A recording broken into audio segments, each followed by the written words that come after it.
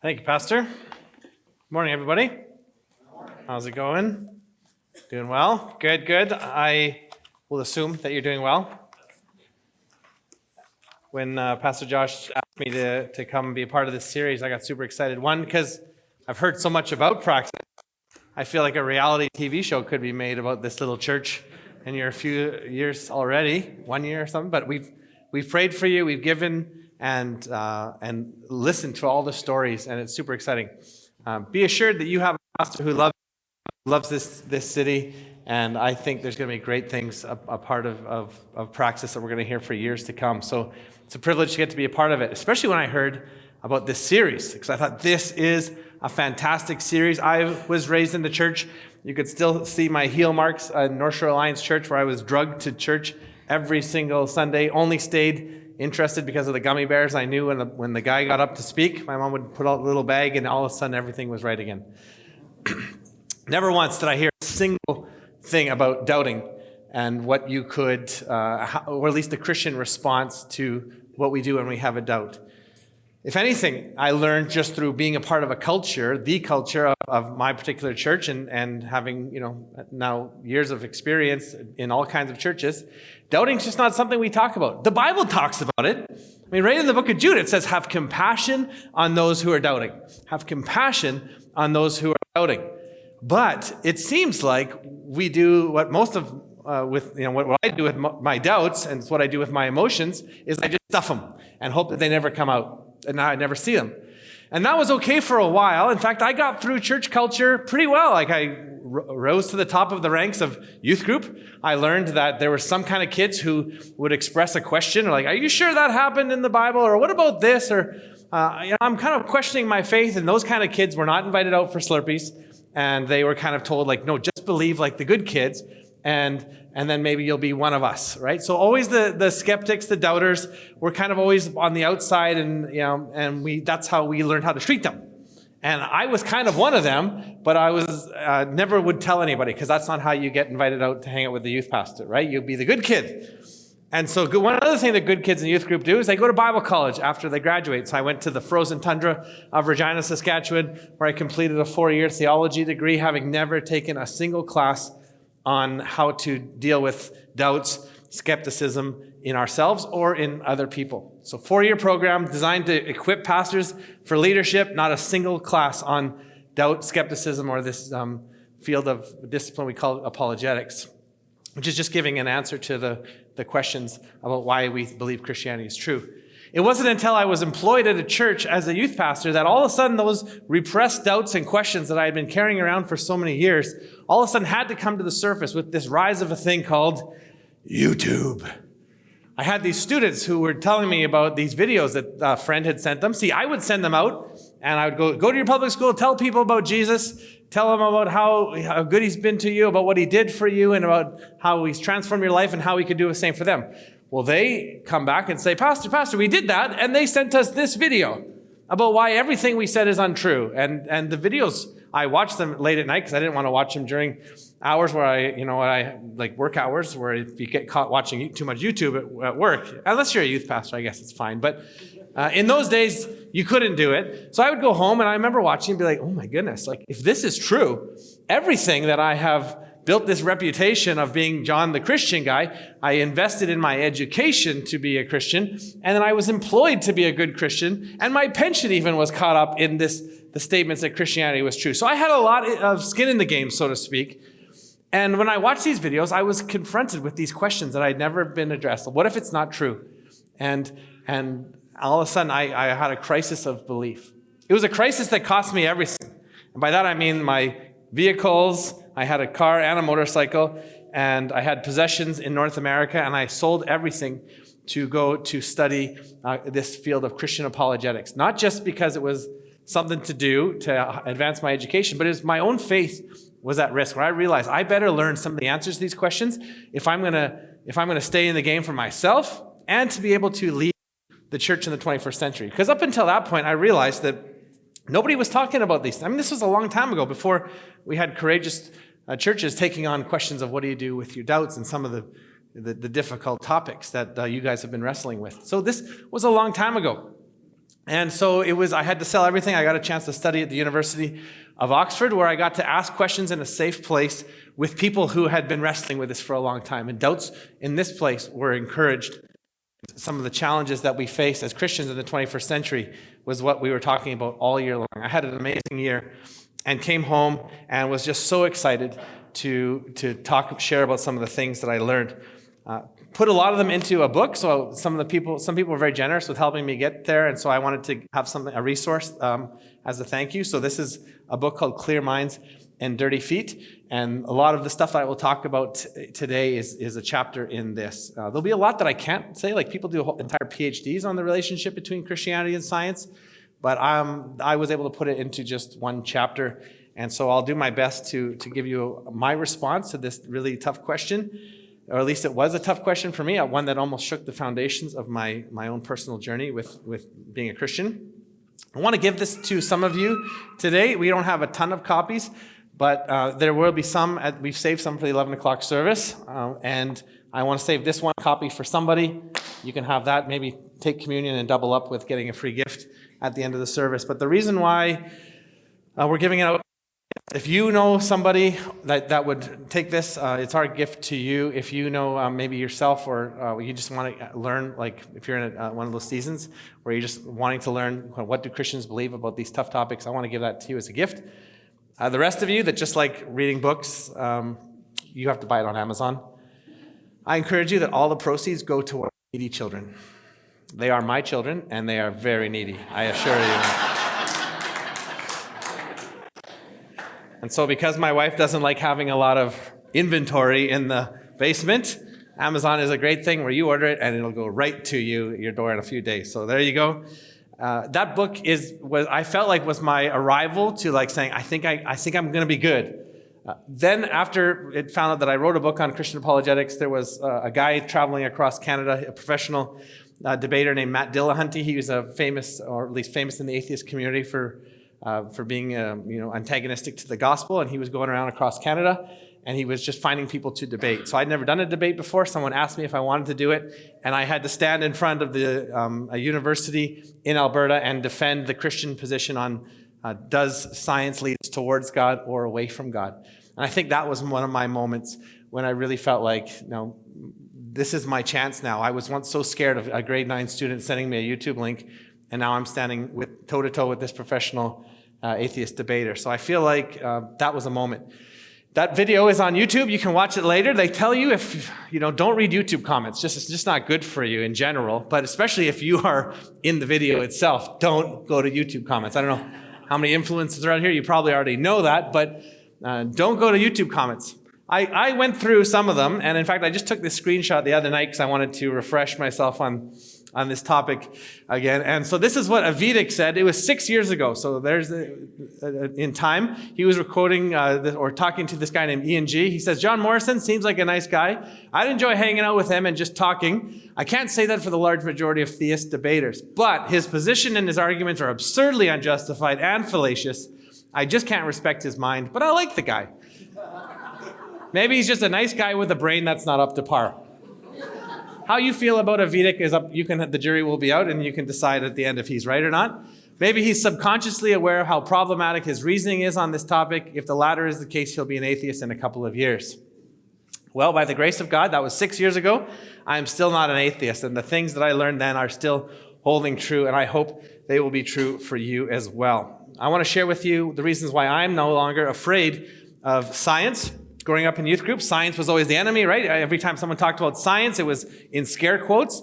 So it'd say, well, the science believes this, but we believe this. So I had to make a decision growing up. Am I going to believe the scary science, or am I going to believe in whatever was presented, the truths of Christianity?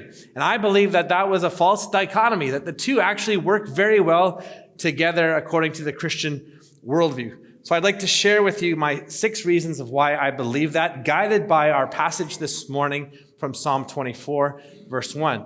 Now, I know there's lots of different ways to give sermons.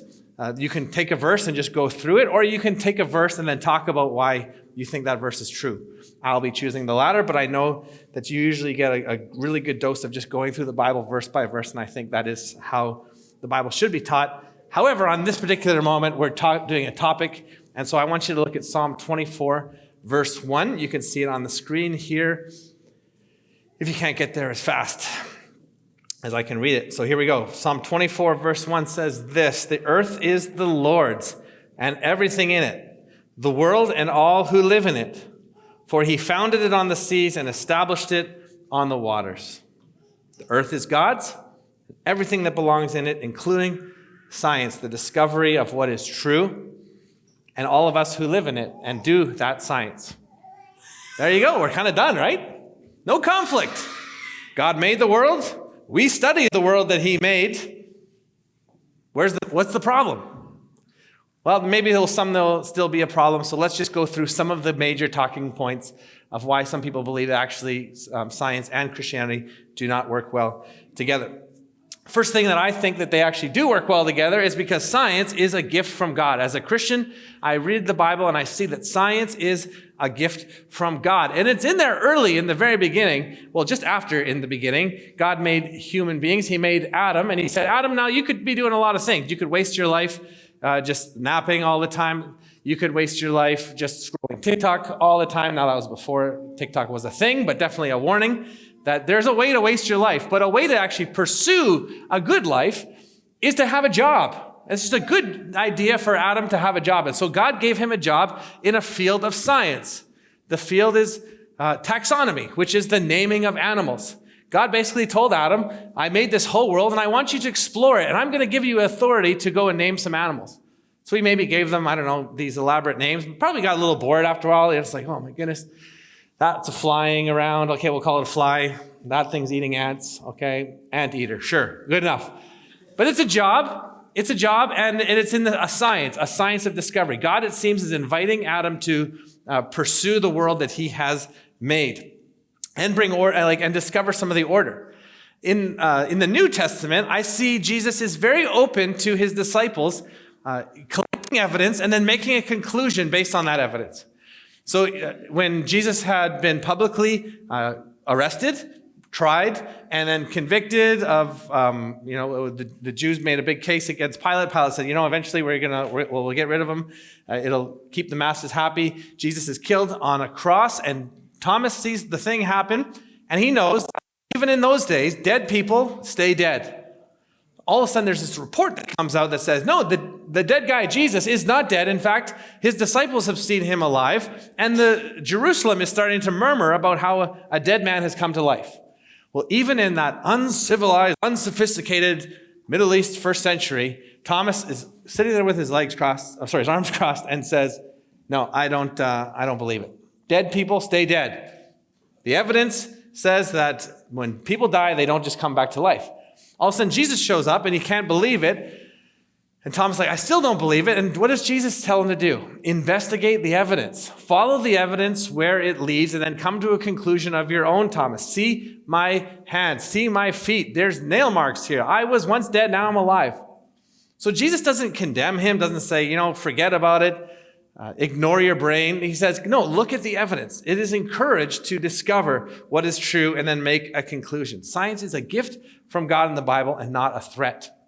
There is a popular belief around many skeptics and even in church that we need to be afraid of science because the more scientific discovery happens, the less we need God.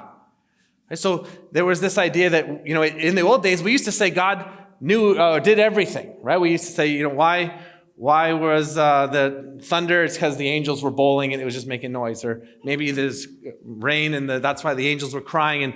And basically we attributed everything that we didn't know to some sort of spiritual phenomenon. But then as science came along, we realized that no, it wasn't about the angels bowling or crying. It was weather systems that were doing it. In fact, set patterns that happen. When cold fronts meet warm fronts, it makes thunder. So we don't need to attribute that to supernatural causes anymore. We know that the science has done it. And so we don't need spiritual explanations anymore. This is what is commonly called the God of the gaps argument, that God is only left to the gaps, and the more that science can shrink those gaps, the less we need God. And therefore it imagines this argument, this utopian world where science can eventually explain everything, and then we don't need silly, trivial explanations for the world like God did it. But what it fails to mention is the idea that God could actually be God of everything, that the earth is the Lord's and everything in it, and he founded it on seas and established it. And he, as part of the establishing, is setting up laws of physics, laws in chemistry, laws of biology, just way things work. He made an orderly world, a world that we didn't put that order in. We discover the order. And we discover the order, and it opens our eyes that if there is order, there must be someone who put order in there. And so my first point is that science is a gift from God, and people have found it as a gift. People have discovered it in history. As they find things, they say, wow, this is amazing. Where did this amazingness come from? And they attribute it to God. Some famous names throughout the history of science. I'll just rattle off a few. Nicholas Copernicus.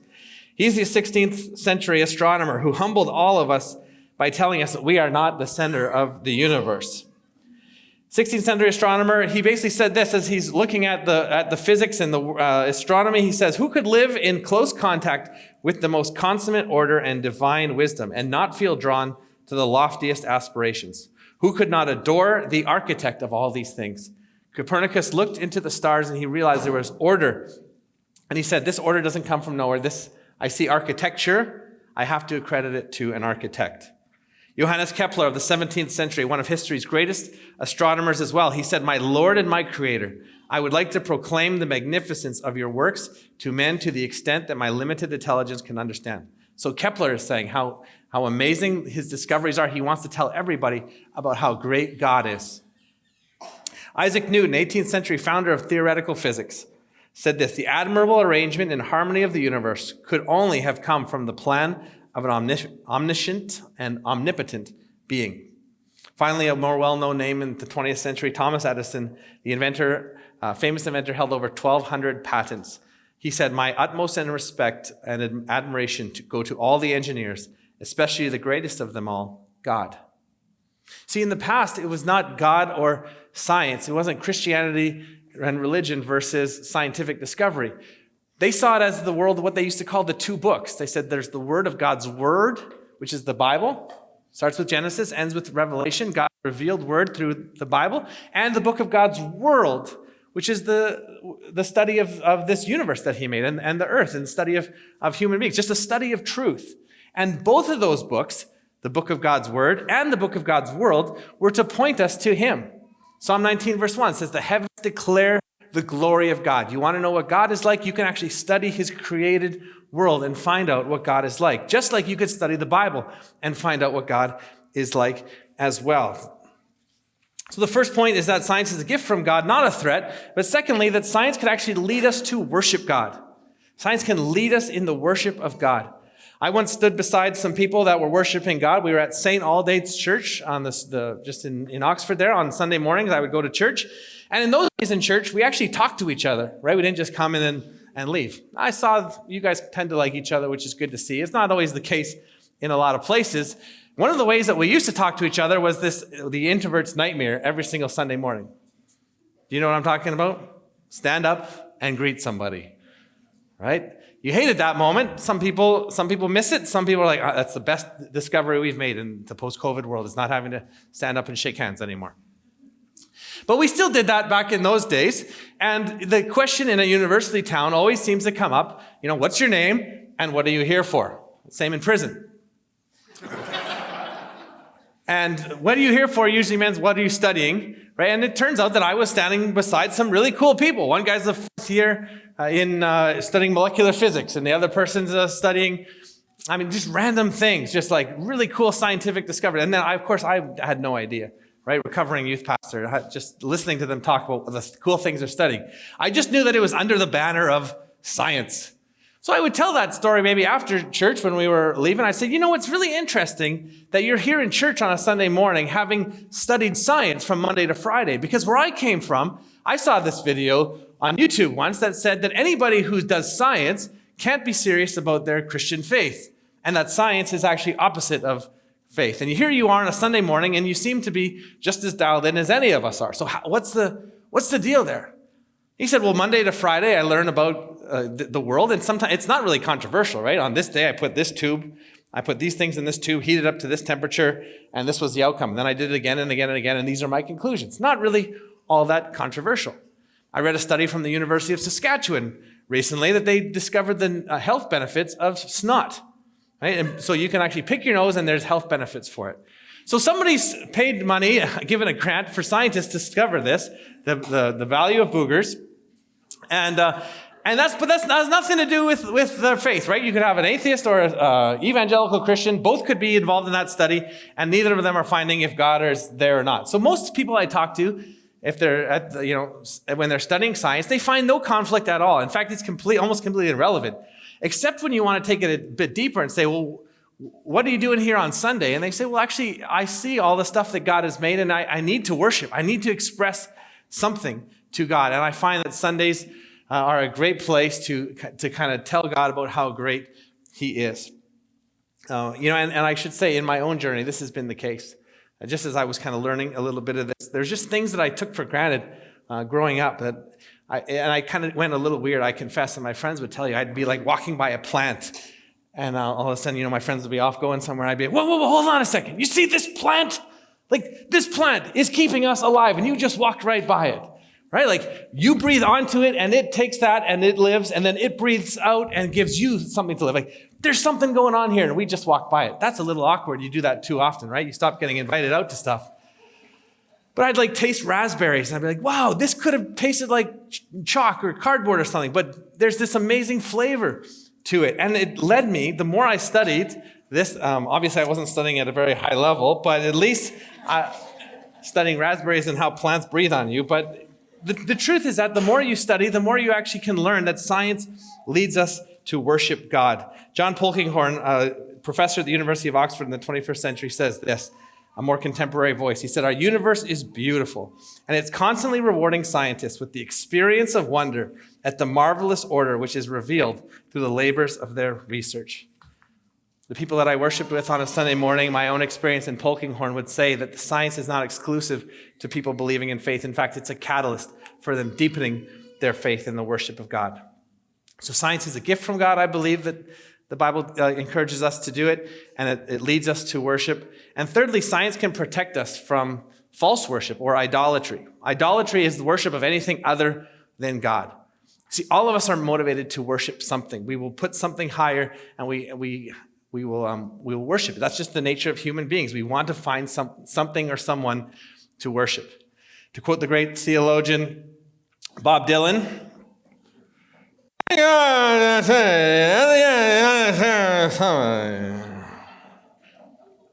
sorry to translate that. It may be the devil or it may be the Lord, Dylan told us, but in the end, you got to serve somebody. And that's the nature of what we do. We either serve created things or we serve creator. But the thing is about what Christianity tells us is that there's something special about serving the creator and studying his creation, the created things. So maybe the ancients would have said, whoa, let's not study the sun. I mean, it's this big ball of energy. It's giving us light. It's giving us heat. It's amazing. We don't understand it all. So let's just worship it instead. Okay, and they would do that. They would worship. And then someone would come along and say, hold on, I think we got our understanding wrong about the sun. I want to share a few things I've observed about the sun's effects. If you're wrong about something and everybody's worshiping it, you're committing blasphemy. So you're going to be pretty careful about your theories, right? You're going to hold them back a little bit, keep your cards a little closer. You're not going to study the sun if it is supposed to be the divine. But if the sun was created by something and it's just a creation, just like all the other things, then you're more than welcome to study it. You're invited to study it in the understanding to get more understanding of it. And you could even be wrong, right? So we can actually be humble and approach God's created world and not worship the world. So we know that the world, as amazing as it is not deserving of our worship. We can be in wonder of it if the wonder points to God, but we don't worship it.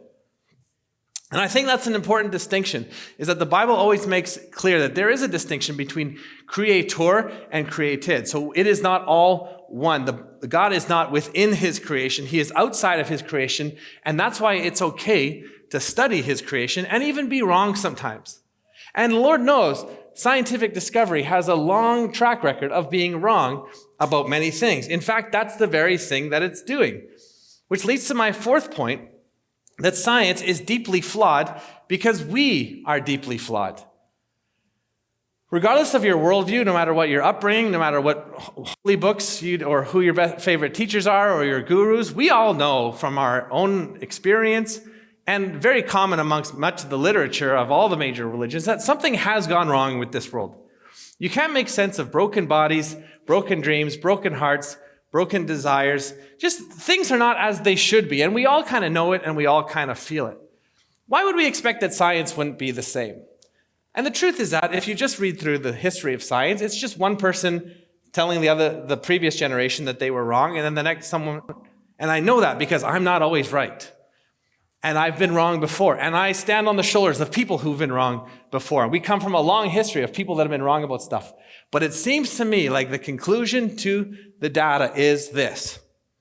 Could you imagine how much more cordial things would be if we just treated science like that and the discovery of the world? Instead, what happens is you have these camps that form. Right? You have camps, and some have more power and some have less power. Some are considered the in group or in vogue at the time, and some are considered outliers until one day everything switches, right? And you have people that are afraid to be in the out group and people that are afraid to lose their position in the in group. You have people that are afraid to lose their funding because if they lose their funding, now they can't pay their bills anymore, so they don't say things that they think because they're afraid of it being wrong or misconstrued or upsetting their supervisor. And because of that, science is a deeply flawed community, even though the pursuit of science is rather neutral. Just what is true and how do we understand this world? But when you get communities involved and personalities and human psychology, it becomes a deeply flawed thing. Just to pick one example, I don't know, did you guys have COVID out here? And not did you actually have it? I don't, those with your tinfoil hats on, you can leave them underneath your chair or whatever, but I'm not saying did COVID happen to you personally. I mean, did you have to deal with the fact that there was a lot of people with differing views on what science said? And somebody would say, well, I heard a scientist say this, and we don't even believe, we've shown that's not true because the scientist said this. And in fact, that scientist has changed their mind 3 times about what the novel coronavirus is. To which I said, yeah, because that's what science does. When you have a novel virus all of a sudden emerge, you got to figure out what is this thing. And so you make a hypothesis. And then you try it out, and if you're wrong, you change your hypothesis. So you have experts on this side and experts on this side, and they're disagreeing about something, which is what happens when you're dealing with this, right?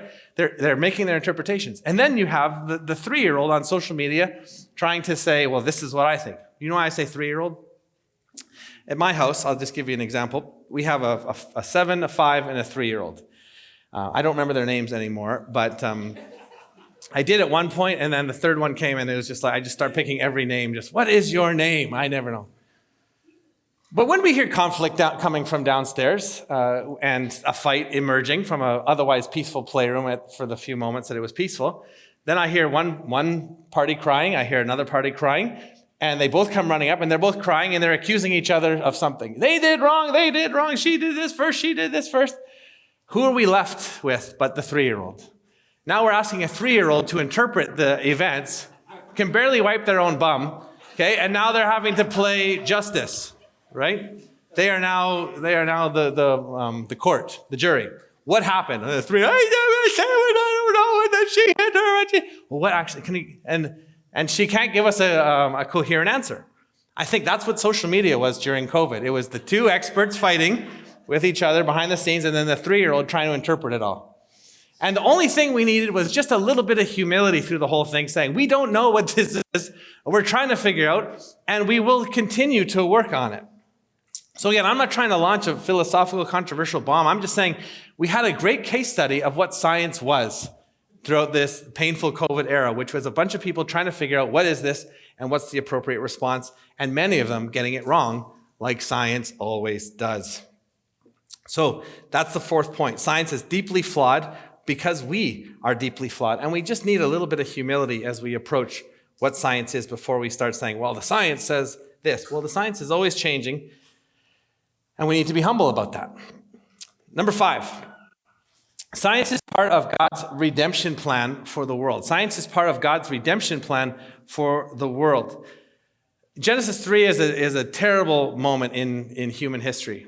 God makes us this beautiful paradise, and he just says, like, okay, I'm just going to give you a choice just to stay away from this one tree. That you can have everything in this beautiful area, and trust me that this tree is a bad idea. So what our first parents, Adam and Eve, do? They eat from the tree, and now all of a sudden things are broken. God's beautiful, peaceful creation has been broken. And there's problems with that now. This is where we start to understand that this is why there's sicknesses. This is why there's all the pain in our world. And this is even why it says it right there in Genesis 3. This is why childbearing is going to be very difficult. So that's the problem, right? For those of us who had moms, all of us had moms at one point. We had to be born. It was a painful time. We came into the world with pain, and we will produce offspring that come into the world through pain. However, scientists one day figured out that there was a way to make it a little less painful for women to have babies. And that was the thing called the epidural. Now, not everybody, this is not for everybody. My wife, for some reason, carries this proud badge for 2 children, that she could do what's called natural childbirth, right? Which is basically just go through it without any kind of painkillers, without any epidural. I've never seen her really brag about it. She probably subtly tries to flex, but it's not coming up all the time. So much when I saw what she had to go through to bear this badge of natural childbirth, I'm like, why didn't you take the out? Like, you knew about the epidural. Well, sure enough, by child number 3, I guess she'd had enough of that, and she wanted the epidural. And as a witness to the whole thing, I was thinking, wow, that was way easier. And if it wasn't for the science saying that just with a little poke in the back, sorry, those of you, seemed like a little poke in the back, that you could have a much better, just things right out there, no problem. Why not thank the science as a little bit of grace from God to say, like, I know things are difficult in this world, but I'm going to put in a system that you guys can actually make it a little bit less difficult. So there's people dying of polio. We invent a vaccine that keeps people from dying from polio. People got a bad headache or a backache. We have things called Tylenol and painkillers. I don't know why people take so much pride. Like, I never seen a guy go like, I had open heart surgery. I said, doc, just cut me right open, keep me alive, and just rip me right open and just do it. I want to be here to see the whole thing. Oh, the science has made things like open heart surgery so much more bearable. The fact that even we could have open heart surgery when we could be dead is a gift of science. And this is the thing that's cool, is that we can actually be thankful for this, that there's so many cool things that science has given us. Yesterday, I woke up in Nashville. And, if you want to really scare a pastor, bring in a guest speaker, just when he texts me saying, hey, are you all ready for tomorrow? I'll say, yeah, I'm in Nashville, ready to go. But the cool thing is I got on a plane early in the morning, flew to Seattle and then into Vancouver, drove from Vancouver to Abbotsford, had dinner with my family, and then drove along the Highway 97, listening to any music that I wanted to, and like no Encanto, no Wiggles, just whatever I wanted to listen to from my phone. Coolest experience, right? Where you can actually, you don't have to have the old CD case. Remember, you had to bring the big CD case here, and what do I want to listen to? You're trying to drive on the highway and pick your CDs, right? Well, instead, what I got to do was just this amazing experience going from Nashville in an aluminum can, right? Of course, Janice beside me was like, oh, look at the pretzels. They're so small these days. Like, can you believe the service and airplanes? I'm just like, Janice, do you realize that we are flying in a tin can at 30,000 feet going at 700 miles an hour or something to get across the continent? But the pretzels are dry and not sorry. It's like she wasn't appreciating the gift of science at that point. Science has made our lives so much easier, and who do we thank for that? I would think it's a gift of God's grace to us. Now, here's the thing. It's just a little bit of grace, because we still know that we still get hurt, and we still get sick, and we still have all this brokenness that we've all brought into church this morning and that our neighbors and friends are feeling. But it's a little taste of the place where God promises, Jesus promises, that he's going to make all things new one day. And that's going to be no more pain and no more hurt, no more brokenness.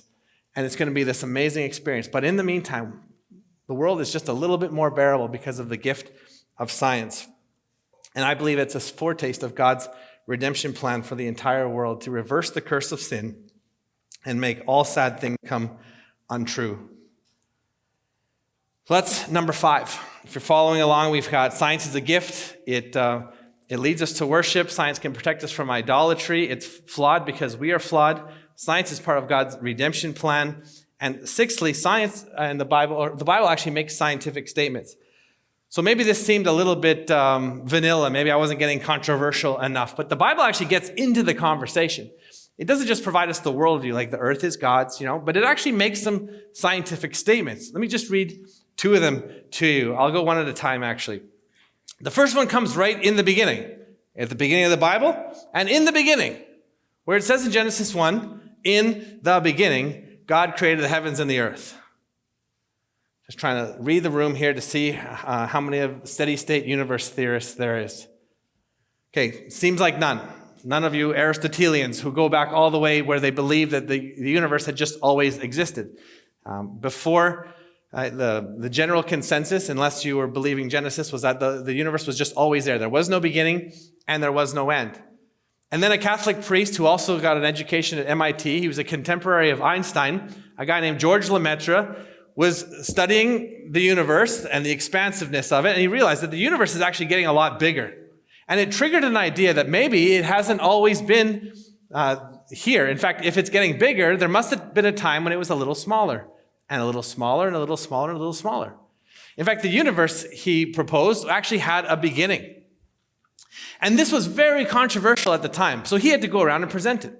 He won over Einstein, who gave him a standing ovation, who said this is the greatest discovery in physics that we've ever had of our day. So it was a groundbreaking discovery that the universe actually had a beginning. Now, the skeptics didn't know what to do with this because for so long they'd said, well, the Bible has nothing to say to the scientific community. But the Bible had it right there for 3,000 years. The Hebrews were the ones who first penned the words in the beginning, that the universe had a beginning, and the Bible has said it all the time. So Lemaitre's discovery sure stunk a little to them of the conflict between science and religion. So an atheist went on to the media and basically was saying, Lemaitre and his buddies, they all believe in that Big Bang. And it was actually the Big Bang was the nickname for this discovery of the universe beginning from a Catholic priest. Fast forward to today, when I walked in churches and talked to friends and family members, speaking at camps as well. I'll just get more specific. One day I was walking by a cabin. It was at nighttime, and we were talking about apologetic stuff, and science and religion came up. One of the bless their heart campers was saying, "Well, what do we do? What do we believe about the Big Bang?"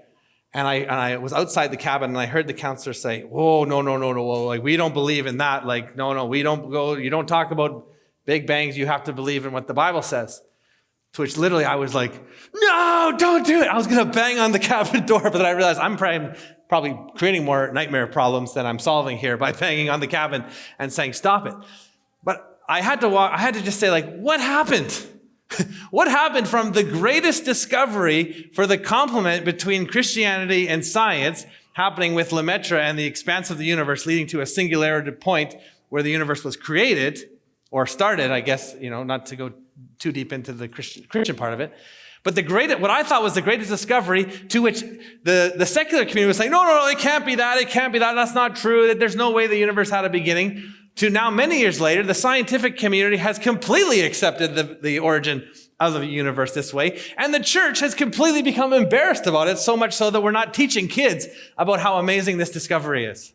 To me, I said, something went wrong, and I don't understand it myself, because to me, one of the reasons why I'm standing here and I'm able to articulate that I am a Christian despite having wrestled with this Christianity and science question is because I am so encouraged by the fact that the Bible is confirmed through scientific discovery. And in this case particular, this was a big one, that the universe had a beginning. Now, if we had more time, we could say, how long ago was that beginning? But I really don't care personally. And if you want to, direct all your emails about that to Pastor Josh. He would love to debate with you. But I can say this. There's great Christians on one side that believe in one position, and there's great Christians on the other side who believe in the other one. And I've talked to both of them, and I understand why they believe what they believe. And I'm just the 3-year-old on social media trying to understand both of them. But I know that you can believe anything about that beginning of the universe. All you ought to do is be encouraged that it was the start of everything, the start of God's great plan for history, of which we are a part of it. So that's one. I said there was two. The second thing is the Bible says that there's a beginning, but it also says that it's not going to last forever. Okay, so tucked into the book of Isaiah, written around 400 years before Jesus, so many thousands of years ago, was this little line here. Lift up your eyes to the heavens, Isaiah says, and look out at the earth beneath. For the heavens vanish like smoke, and the earth will wear out like a garment. So there's that little simile in there. And I understand it's not really scientific language. It's a simile. I have a friend who he always spoke with similes. You know, he's one of those artistic, poetic types, right? It was like really annoying. But this is a simile that's going to flag for us that be aware that the world that we live in is not infinite, in that there is an end date to it at some point. The physicists would pick this up and they would call it the heat death of the universe. So our great glorious sun, which provides us with so much energy, with so much heat. You guys in Kelowna, you know about the sun. Right? This is a beautiful thing. Imagine what Kelowna would be with no sun, right? Imagine that it's gone and all of a sudden there's no life, there's no anything really. In fact, there's no energy. The sun is going to either blow up or burn out at some point, the scientists will tell us, leading to a loss of life across our entire solar system, our precious lives included. So the Bible has this warning for us that the scientists would confirm that this place isn't going to be around forever. And that's a good reality check for us, that all those things that we care so much about, right? Making sure we have the best phones, or making sure we have nice cars, or making sure we're in the in-group. All those things are not going to matter one day as soon as the heat death of the universe comes. Or Jesus comes back. Now again, we could discuss timelines. I'm not sure. It says in the Bible he's coming soon, but I really don't know what soon means, to be honest with you. I don't even pretend to. I have my own interpretations of what soon means. Like when my wife says, "Can you do the dishes?" And I say, "I'm coming soon." She said, "Well, I thought you meant you were coming soon." And I said, "Well, according to Jesus, soon could be 2,000 years." In my family, I'm the soaker. Do you know what this means by the soaker? In every couple, there's two different philosophies of when the dishes should be done. The first person wants to get them done right away. Like, get the dishes, the last spoonful is in of dessert, let's get the dishes done.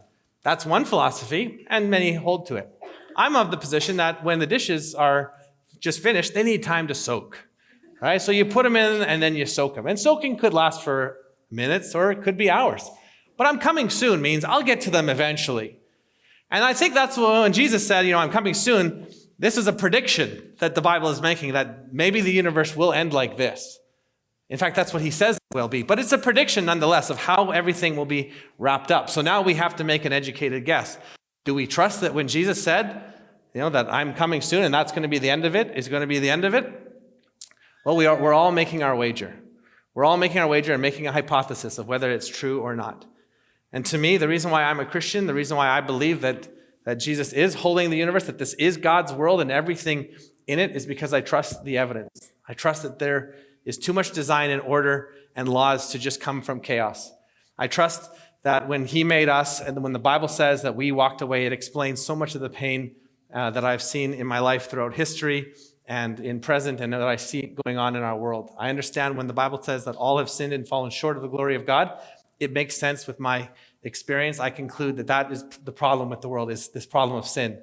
And then when I look at Jesus, that God so loved the world, he sent his one and only Son, that whoever believes in him should not perish in their sin, but have eternal life.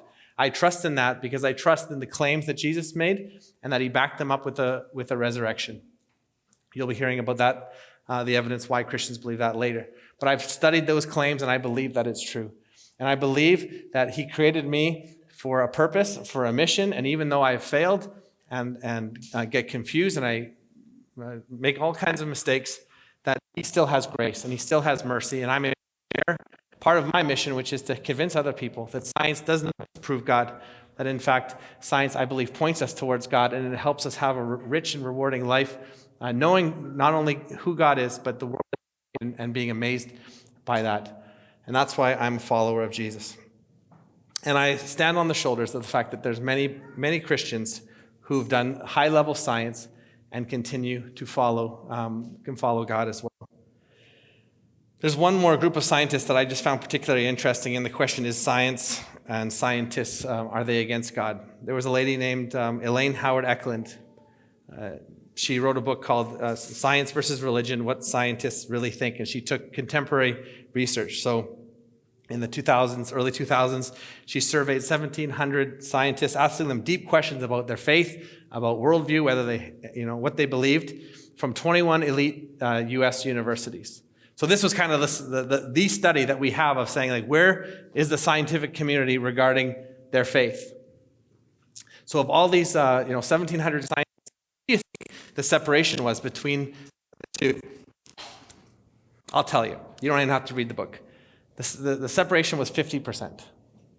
So 50% of the highest level of scientists in our academia believed that 50% said, yes, I have some sort of strong commitment to my faith, religion, or some sort of spirituality.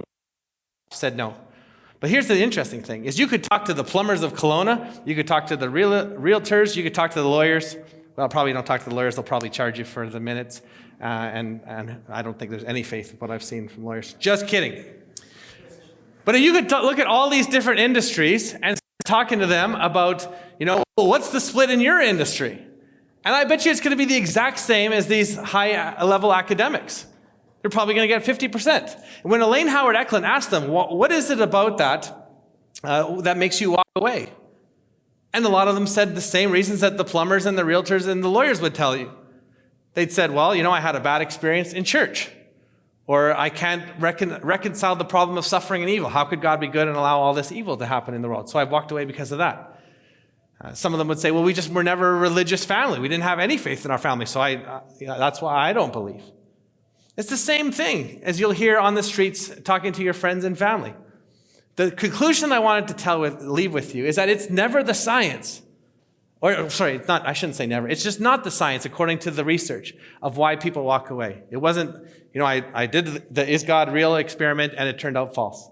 There's always something else. My friends, if you have some sort of question or doubt or skepticism, or somebody, I would argue that it's not the science that's really leading. There's something going on inside of them. And there's the same thing that's going on inside of me that makes me want to walk away from God. We all have something, but I've read this and I've wrestled with this for a long time.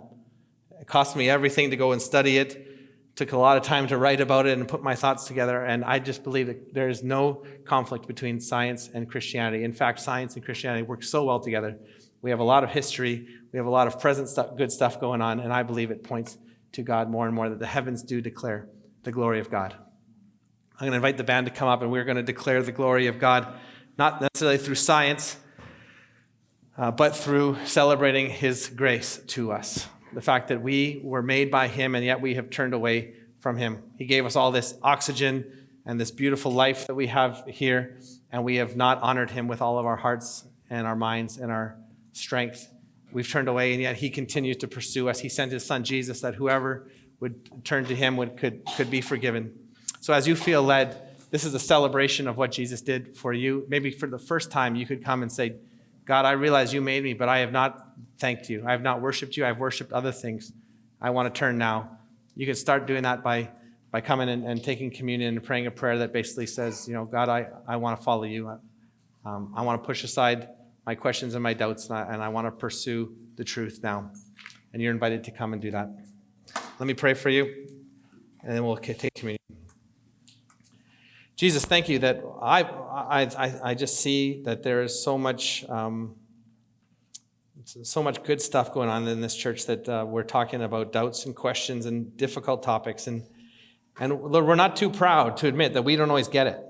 And we may be glib at times, and we may be passionate about the complete wrong things, and we may make mistakes, but that's just who we are. And we don't see the whole truth, but you do. And you see the whole truth in our hearts, and you still love us. And you've been gracious through humanity throughout the centuries, us not getting it, and you continue to pursue.